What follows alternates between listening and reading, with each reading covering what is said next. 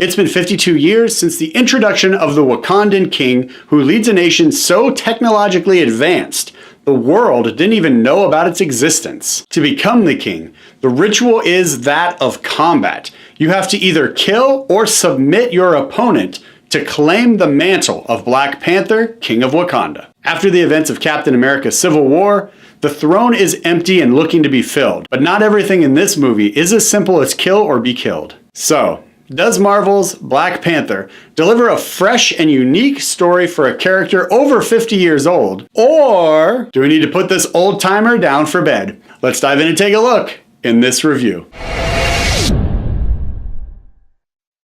Marvel continues to trust its directors and storytellers to provide unique and entertaining films that explore decades upon decades of characters and mythos. This trust has built a universe of films that will go down in Hollywood history as one of the greatest cinematic achievements in film. Black Panther is no exception. Director Ryan Coogler creates a world that is perfectly balanced between old world customs and advanced scientific realism. The careful attention paid to crafting and shaping the nation of Wakanda was seamless. On the outskirts of Wakanda, we have what appears to be farmers and lush vegetation. And then once we break through the barrier that hides Wakanda from the rest of the world, we find out that it's a booming metropolis that is generations or more ahead of the rest of the world with regards to mass transit, architecture, medicine, and weaponry. Along with all of this, there's also a level of mysticism that's present that allows the current king of Wakanda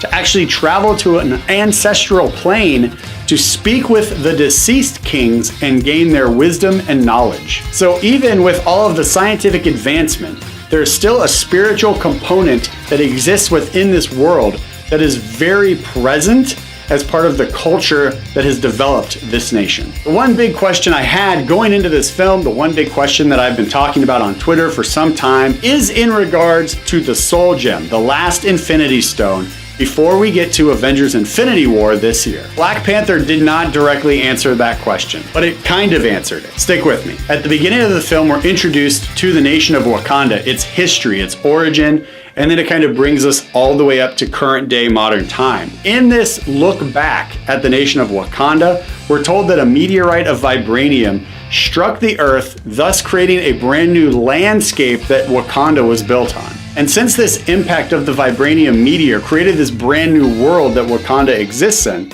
and created this specific flower that allows you to travel to an ancestral plane to speak with the departed, does that mean that the Soul Gem is actually in the heart of the vibranium meteor that struck the Earth? Because perhaps Thanos is the only one who understands that the last remaining Infinity Stone, the Soul Gem, is deep in the mountain in the heart of Wakanda. But again, this film doesn't answer that question. It only kind of leads it to speculation that because they're able to travel to the land of the dead to speak with the departed, it's entirely possible that the Soul Gem is providing these flowers that they drink, and then it gives them that ability, but it's not entirely the case because it did not confirm it in this film. So we still have to wait and see. I'm still contending that the Soul Gem is in Heimdall, or Heimdall is the physical manifestation of the Soul Gem created by Odin to be an incredible weapon for Asgard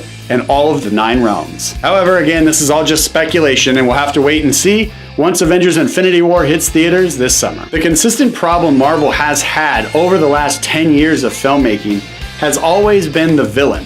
Marvel likes to create hero stories, which means they focus heavily on the hero's journey and how all of the factors in that world play to the hero's journey, more than a straight conflict of good guy versus bad guy. And I'm here to propose something incredibly different, maybe even controversial if you are a huge fan of any of the 3 villains in this film. I'm here to present the case that Killmonger, Ulysses Klaue, and M'Baku were not the main antagonist of this movie. I contend that these 3 villains were all just tools moving T'Challa to the final conflict for him to resolve, which would actually be the actual antagonist of this film. So if you're wondering right now, Jeremy, who do you think is the villain? I don't think the villain is a who. I think the villain is a what. So I'm here today to present that the true villain of this film is actually the culture of isolationism that Wakanda has had for generations. The constant conflict that T'Challa is facing in this film is the fact that as a superior nation, what is the level of responsibility that they have to assist the rest of the world? What is their role, and should they continue to just sit idly by until absolutely necessary? And this struggle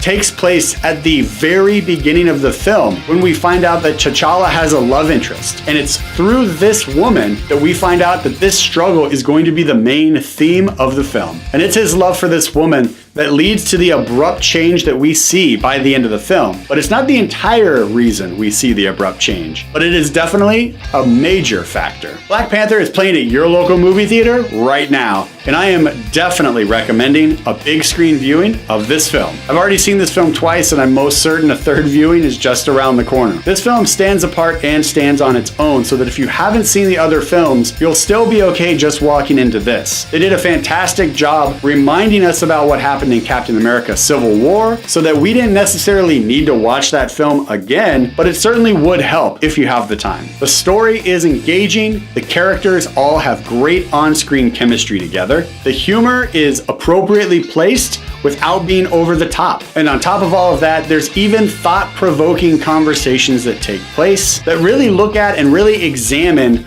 what the responsibilities of an individual or a nation are that are so far advanced and so far beyond societal norms. Plus, we have some engaging conversation regarding leadership, family, community, or tribalism, and the value of helping your neighbor, because it's the right and proper thing to do. There is so much in this film to digest and enjoy. The airplane/spaceship fight scenes, the weaponry used by all of the tribes, the martial arts, the fighting styles that each different tribe uses. It's like Ryan Coogler sat down and said, I'm going to make a spy meets Top Gun, meets science fiction, meets martial arts tale about heritage, family, community, leadership, culture, and more. This film is definitely worth your hard-earned dollars and your time. I saw this film in IMAX. I also saw it on a regular screen. MoviePass does not cover IMAX screenings, so I had to come out of pocket for that, and no regrets. And because of that, Black Panther is getting both high fives from this guy. Black Panther is playing at your local movie theater right now. Go see this film.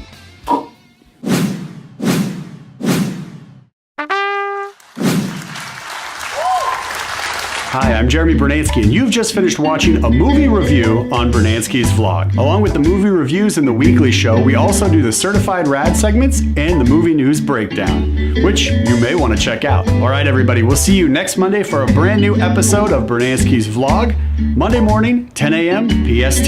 See you there. Have a great week.